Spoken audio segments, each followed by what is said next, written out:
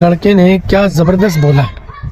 अगर यकीनन आप इनकी बात से सहमत हैं तो वीडियो को शेयर करें और हर लोगों तक पहुंचाएं ज़्यादा से ज़्यादा। बांग्लादेश का एक हिंदू व्यक्ति जिसकी मार कर हत्या कर दी मुसलमानों द्वारा, उसकी मॉब लिंचिंग की गई, धर्म पूछकर उसको मारा गया, मारते वक्त नारे लगाए गए, पेड़ पर उसको लटकाया गया और जला दिया गया। मुसलमान हूँ इसका मतलब ये नहीं है कि नाइंसाफी का साथ दूंगा, बेशक उसे मुसलमानों ने मारा, लेकिन मेरे घर के अंदर आग लग जाए, उसमें 10 लोग मर जाएं, मेरे पड़ोस के गाँव में आग लग जाए, वहाँ एक आदमी मर जाए, गम दोनों का होगा, अफसोस दोनों का होगा, लेकिन मैं आवाज किसके लिए उठाऊंगा? मैं ज्यादा परेशान किसके लिए होऊंगा? अपने लिए या उसके लिए? बेशक उसके साथ नाइंसाफी हुई, लेकिन मेरे घर के अंदर जो आग लगी उसका क्या? मेरा नासिर, मेरा भाई जुनैद, तबरेज अंसारी, मौलाना असद रजा, मोहम्मद इजराइल, मोहम्मद अर्तजा, शाहरुख चौहान, हाफिज सुहेल, हाफिज समीर, हाफिज सलमान, खालिद अंसारी, इमरान इस्माइल पटेल, आसिफ मजीद कुरैशी, रजब आलम, इमरान उल हक रहमान, अब्दुल बशर, बेदाना बीवी, अब्दुल समीर, सादिक और शौकत अली और ऐसे हजारों नाम जिनको मीडिया कवरेज नहीं मिला, जो नाइंसाफी के कमरे के अंदर दफन कर दिए गए। आपने सुने कभी नाम?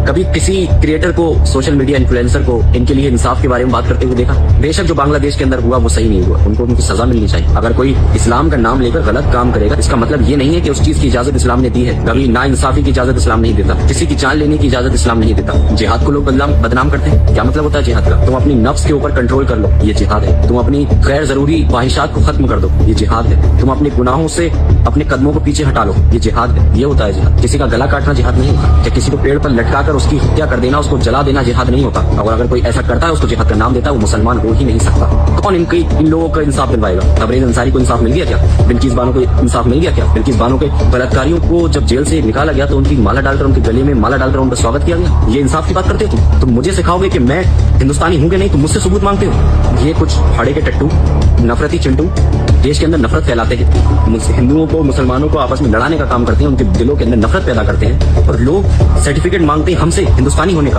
और अभी कुछ ही दिन पहले केरल के अंदर एक व्यक्ति जिसका नाम था राम नारायण बघेल, उसको मारा गया सिर्फ इसलिए जब उससे किसी ने पूछा कि क्या तुम बांग्लादेशी हो? जज्बात में अगर कह दिया हाँ, उसको नहीं समझ में आया, सिर्फ इतना कहना था, और वहां के लोगों ने उसको इतना मारा, खत्म हो गया। हालांकि वो हिंदू था। अगर देश के अंदर हिंदू मर जाए बांग्लादेशी, किसी को कोई फर्क नहीं पड़ता। विदेश के अंदर कोई बांग्लादेशी हिंदू मर जाए तो इतना बड़ा बवाल।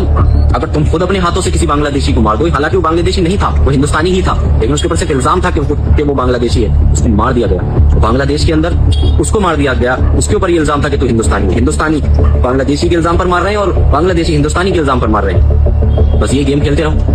आज अगर मैं अपने भाई के लिए आवाज नहीं उठा सकता, अपने एक साथी के लिए आवाज नहीं उठा सकता, अगर मैं अपने एक हिंदुस्तानी की आवाज नहीं उठा सकता, मैं अपने आप को एक देशभक्त कहता हूँ, मैं अपने आप को एक क्रिएटर कहता हूँ, लोग मुझसे इन्फ्लुएंस होंगे, लोग मुझसे सीखेंगे।